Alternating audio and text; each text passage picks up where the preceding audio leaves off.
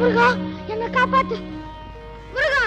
எரும மேல ஏறி அம்மா வரும்போது மயில் மேல ஏறி நீ வந்து காப்பாத்துவேன்னு கந்தர் அனுபூதி சொல்லுதே. இப்ப ஆயில் முடியறது கரிகுரியா எருமக்கடா ரூபத்துல என்ன துரத்துக்கிட்டு